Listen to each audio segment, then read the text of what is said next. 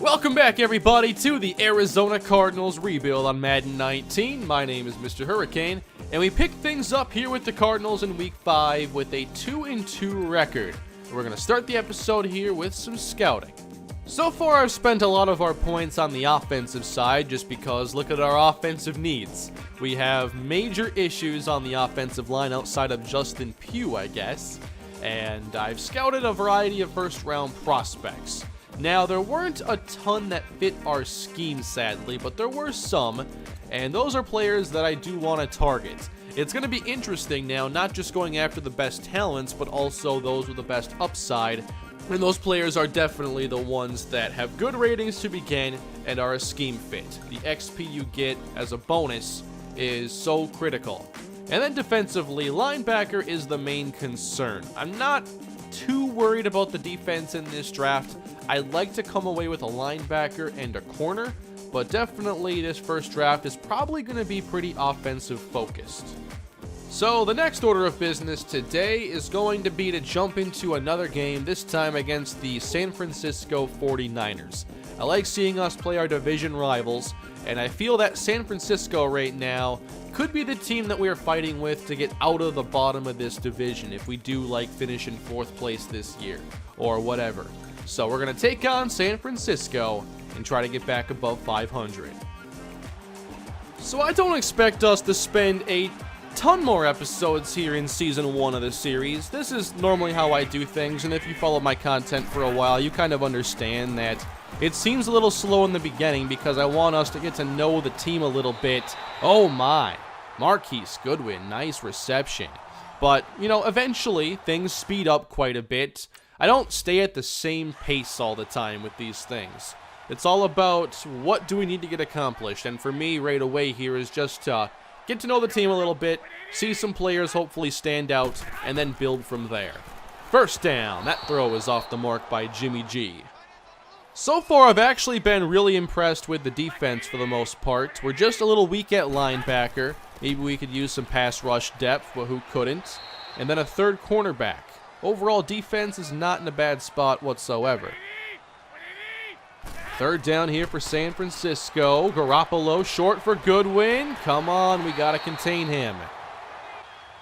Already 3 targets on the day for Marquise Goodwin. Now first down. They have 3 tight ends in the game. Or maybe it's just 2. And it's Matt Breida right down the middle for a big gain. Breida, a very speedy running back, so a lot of speed to contain here in this San Francisco offense. Now Alfred Morris checks in for 2 yards. Patrick Peterson lining up on the inside here, or not in the middle, that's Trey Boston. It's play action for Garoppolo, and he's dropped for a big loss by Marcus Golden, number 44. Golden, one of those players we're probably going to extend this year. I like his talent as a pass rusher. And a good get off here by Chandler Jones. Garoppolo nearly picked off by Patrick Peterson. We got some players here on defense, and they get us the stop. Now, the offense has been a different story, but there have been some good signs from Josh Rosen. It's our offensive line that's got to get fixed first, because that's how we help out both David Johnson and Josh Rosen. So, O-line, #1 priority, even if Larry Fitzgerald retires. I think receiver is already in need. It's definitely more of a priority if Larry retires, and I expect that he will do so. But offensive line has to be the first thing we fix, I think. From the 27, Josh Rosen underneath, and there's Christian Kirk now. He'll probably replace Larry next year in the slot. He has that skill set, but we need somebody else. And while we have Josh Rosen here on this rookie quarterback contract, we got to go and get some good talent on this team. On the toss, David Johnson here, making way too many cuts. Gets us 8 yards. One thing I found out, at least on All Madden, but I assume it would work too on All Pro, but if you want the AI to stop using so many moves, like the one cut, the juke, and the spin, I found out, and I saw this from somewhere on Operation Sports, but if you knock fumble down to 48, for some reason, it gets them to use those moves less. Maybe because when you're using those moves, you're more fumble prone and the players are trying to avoid fumbles. there seem to be some weird underlying effects with sliders that aren't exactly easy to nail down.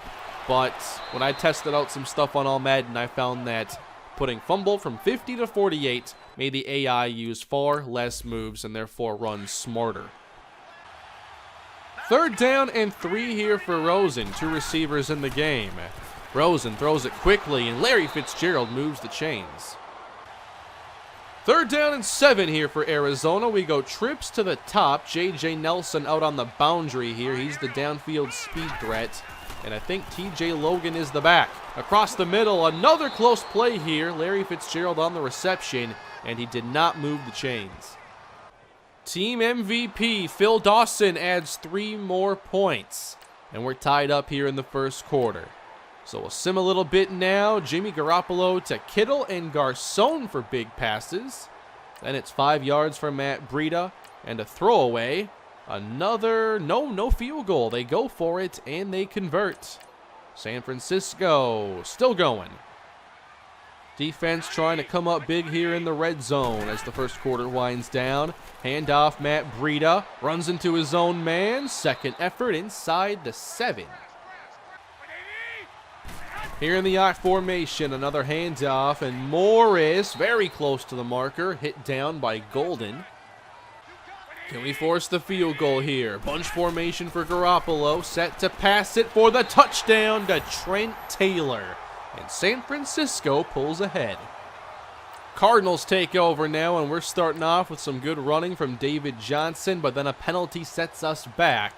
It's 3rd down and sacked by Eric Armstead. Oh, we turned them over, I guess. All right. Set up now inside the 10. Let's see if we can tie this up. It's 2nd down and 8. Rosen spins to his left, and that ball is out of bounds. A 5 of 11 start here for Josh Rosen. Not great. And it's not like the San Francisco secondary is the best. They do have Richard Sherman. And now it's 3rd and goal here for Rosen. He'll step up, throw it across the middle, and we get our slot receiver for a touchdown. Nicely done, Larry Fitzgerald. All tied up. San Francisco back on the move, marching down the field. And now they back up after what looks like a penalty. And they miss a 45-yard field goal. So now is our chance to take the lead before halftime. Following a 16-yard completion to Larry Fitzgerald, who appears to be lined up across from Richard Sherman, even in the slot here. Here's 2nd down for Rosen. Gets this away, and Ricky Seals-Jones gets about 8. 3rd down and 2. There's Rosen for Seals-Jones. Got it there just in time. Big play. I'm hoping Seals-Jones is the tight end we can develop here for the long haul in this series. 1st and 10 now with a tight formation. I like that we're kind of forced to throw it here with Rosen to see what he can really do. Now he throws it short for J.J. Nelson to the 20. Here's 1st and 10 for Rosen, just 25 seconds to go. Wants it all here, or maybe not quite that far, but it's Larry to the 5. 15 seconds left. We have 3 receivers in the game. Christian Kirk slot right. Here's Rosen on 1st down. Oh, that's short. What are we doing here? I don't know if I could spike this. I can't even control it right now. I don't know. That must be one of the bugs in slow sim this year in the hurry up offense. I know last year I had to do some weird stuff to avoid issues like this. So I'll hopefully learn them all before we're in games that really matter. So we're going into half here, tied at 10. Let's get a full drive here for the offense. Wow, 7 catches already for Fitzgerald on 7 targets. From the 27-yard line, Rosen now floats it outside. He's picked off by Jimmy Ward, and he's chased out of bounds by David Johnson. Rosen threw that so decisively, I thought we had somebody wide open. Well, San Francisco got their touchdown, and we just missed a 61-yard field goal. So things are going poorly now as San Francisco takes over, and we'll pick it up now with the defense, trying to keep this game close. Here's Garoppolo on 1st down, a fake here to Breida. Across the middle, there is Marquise Goodwin, 1st down. Garoppolo hands it now to Matt Breida, and look at the speed. Breida with another explosive play. The runs like that are where we need Buchanan and Hassan Reddick to step up and shut those gaps down. From the 3 now, San Francisco goes to a fullback dive. It is a touchdown to Kyle Juszczyk, the highest paid fullback in the sport. This really has not been our half here. 14 unanswered points now for San Francisco. Make it 17 points as we're down 3 scores. So not a good day here overall for Josh Rosen. We've been sacked quite a bit in this game as well. So it's hard to rely on our great running back, David Johnson, when everything else is so unstable on offense. There's DJ for 22. We'll see if we can at least get a touchdown here and get a positive finish to this game, because it doesn't look like we're going to win it. And this one's going to Johnson here, trying to bounce it. Those are the running lanes he's getting. Not many. Putting the pressure here on Josh Rosen. 3rd down and 12. See if he makes the smart decision now. Here is Rosen. He steps up, gets hit, finds Larry Fitzgerald. Down to the 2. Following a sack, here's Rosen for the touchdown. Ricky Seals-Jones. He's been busy this season. So a solid drive there put together by the offense. But unfortunately, we're still likely going to lose by 2 scores.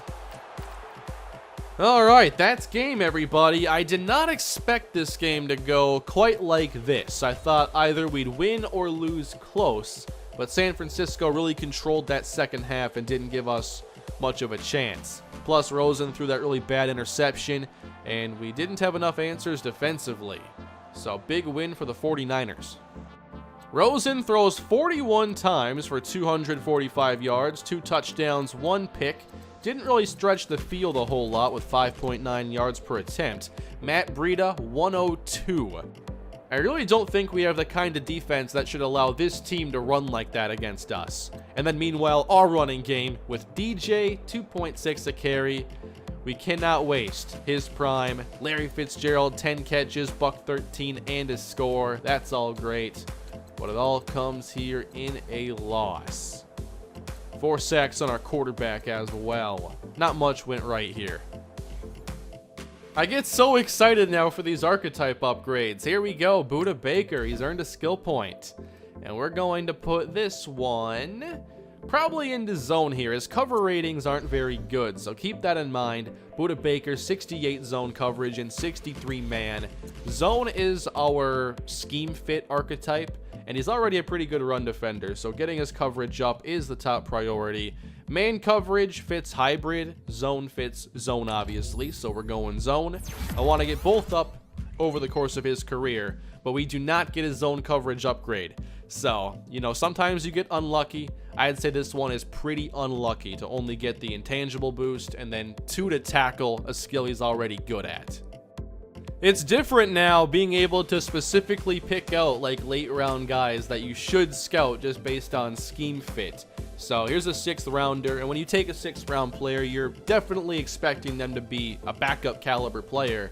So I'd say like sometimes just overall talent is gonna overrule scheme fit early on. Like, I wouldn't just take an inferior player based on scheme fit unless it was maybe like a very close gap between their abilities. But definitely late, if they're gonna be a backup, I'd just go for scheme fits and make sure all those guys are scouted at your areas of need. We played the Vikings and it went very poorly. 28-17 here. We did hold the Viking offense pretty well, but they held ours as well.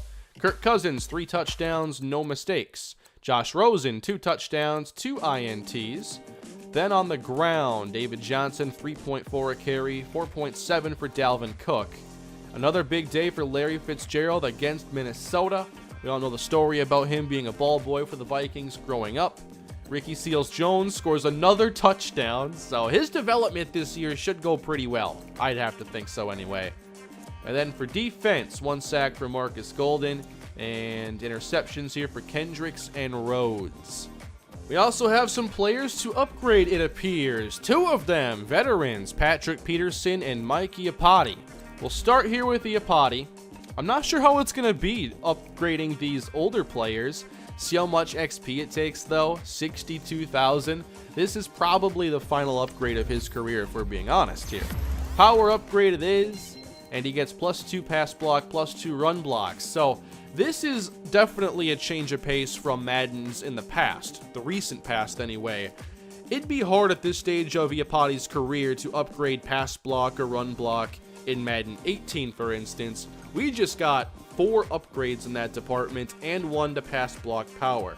So perhaps here late in a player's career, if you're lucky enough to get enough XP to upgrade them, perhaps you can extend their career a little bit through upgrades like this. We'll see how it goes. I haven't seen this play out over the course of many seasons, but it's just an interesting wrinkle. For Patrick Peterson, it takes 17K for him to upgrade, so he can still get a little bit better. And we're going to make him a scheme fit right here by putting points into zone. And now, the recent patch was supposed to make it so that when these are tied, it will give precedence to the one that is a scheme fit. So we'll make sure it makes him a zone corner, unless man goes up. Awareness, press, zone coverage, that all gets better. And now, zone is his archetype, despite being tied with man-to-man, which was his previous archetype. So that's functioning as it should. When it comes to wide receiver, I think I really want to target the red zone threats and the possession receivers. I think we have a good speed threat in J.J. Nelson. Christian Kirk is probably a good possession receiver and a slot type. So just getting another good outside receiver, and obviously scouting them this year is so much different, with the route running differences being short, medium, and deep, and still only knowing 3 ratings for these players. So a couple players here, a few busts early on. That's not too good, but Rodriguez Gross here, a red zone threat with good catching, short route running, and catching traffic. That's the kind of player this team needs, I think. And then we have some deep threats here who are all scheme fits. We definitely like the downfield threats in this offense. Good release here. You don't typically see that out of these rookie deep threats, but definitely some interest here in Aaron Rowe. We'll scout the ratings here for McCarthy. Good deep route running, as you would expect. Another good release and deep. So Manny Lindsay, another solid option here out of Temple. And McCarthy here, not too bad either, but don't know his release. So there are some options to complement J.J. Nelson. Not sure how much longer is left on his deal. He might be coming close to the end. Let's put some points here into a safety. Keegan Massey, a zone scheme. He is a scheme fit here, being a zone safety. He does have good zone coverage and pursuit. We'll check out that final rating later on. Well, after a 2-1 start, we've now lost our last 3 games, and maybe it's 4. I forgot. Have we lost 4 in a row? Yes, we have, and we are not scoring much this season. We had the 1 game scoring 24. This offense is really struggling. So I gotta find out how to make the biggest impact next year, because when we hold a team to 281 yards, I expect us to go and get the victory. But it didn't happen this time. 2 touchdowns here for Rosen, but he's sacked 7 times. I can't believe how poor this offensive line is to start out with. It is just such a sharp contrast from what I had with the Browns rebuild. A better day rushing, though, for David Johnson. Receiving-wise, did Ricky Seals-Jones score? No, he did not, but Larry Fitzgerald did. Also, David Johnson in the air. Von Miller. Vaughn strip sack Miller. 4 sacks here against us. Not good. 2.5 though for Marcus Golden, 1 for Deion Buchanan, and Corey Peters also checks in, with Tony Lippett getting a half sack. And the interception goes to Jamar Taylor.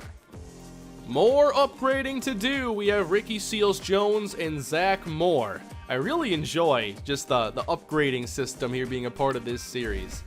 I feel like it also offers a bit of a challenge because I can't just upgrade the ratings that I want. There's a little luck element here, and I don't mind that whatsoever. We'll upgrade Zach Moore first, get him up to a 68 overall. Nice boost here to block shed, strength, and then awareness. And then we will upgrade Ricky Seals-Jones. He is a scheme fit here as a vertical threat, so that's why I hope he is the long-term solution here. He's only in his second season, so plenty of room to grow. With Ricky, we want to see his catching improve, also his route running, and if blocking gets better, that's just a bonus. He's not really a blocking tight end. So we'll upgrade vertical threat. And Seals-Jones, wow, that's a lot. Awareness 2, pass block 2, 2 for catching, deep route running. Lots of stuff upgraded here. One thing I've thought about, though, is that I don't think there's a way to, one, improve traits. It seems traits are now set when they're drafted, and that's the way they stay forever, which I think makes the traits even more important because they're not going to get any better. And then also, I don't think there's any way to increase the injury rating, so there's no way to take an injury-prone player and put XP into him to make him less injury-prone. Keegan Massey, a good zone cover safety who can also tackle.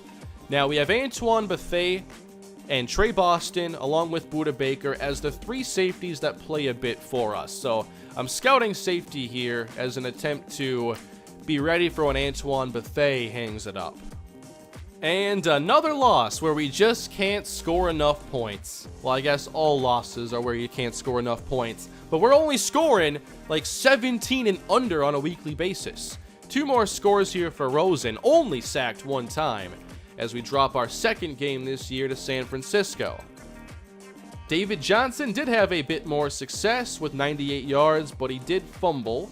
Ricky Seals-Jones, 67 yards receiving. Good to see him still producing. And then 3 touchdown passes hauled in by Goodwin, Kittle, and Garcon. Then we get J.J. Nelson here for a score. He really does not fit this offense right now without an offensive line. It's hard to get big plays down the field without time to get them. Budda Baker gets a sack, so does Jones. Golden, that's great. Time for some media questions. You're under 500 right now, and you've watched this team struggle through the first half of the season.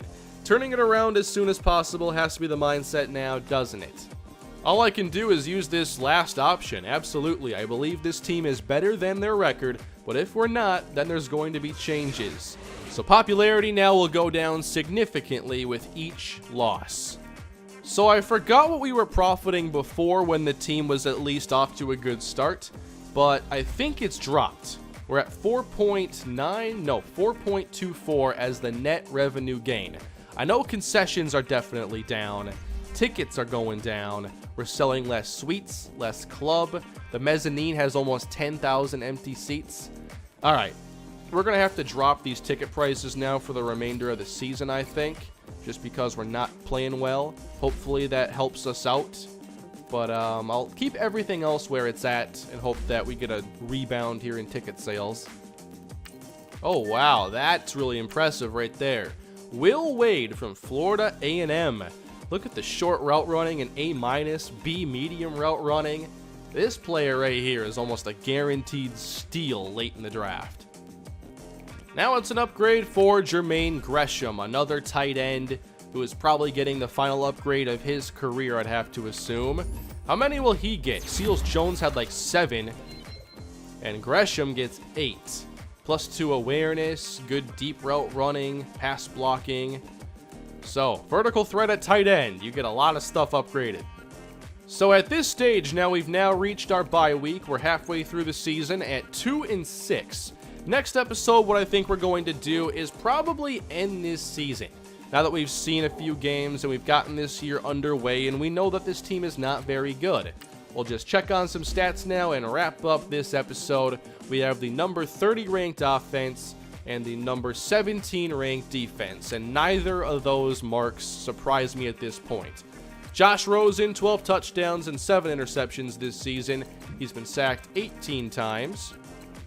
Then in the running game, David Johnson still getting his production for the most part. 709 yards, but only 1 rushing touchdown, seriously? In the air, Larry Fitzgerald has 3 touchdowns, Seals-Jones has 5. Christian Kirk, 207 yards receiving. Hopefully that picks up in the second half of the year. Defensively, most sacks on the team, that would be Marcus Golden here with 5.5. Just 2 for Chandler Jones. And then for interceptions, Budda Baker leads with 2. Also has 2 sacks. So that is going to do it for this episode, everybody. Next time we'll worry about more contract situations, do some more scouting, and get us through the rest of this season. Not sure if we'll watch any more games this year. We might be good to go now after seeing the few that we have. But leave your thoughts on everything down below in the comment section. What do you think about this team and where they're at right now? What do you think we got to do to get them better? Please leave a like, subscribe to the channel, and I'll see you all in the next episode. Have a great day.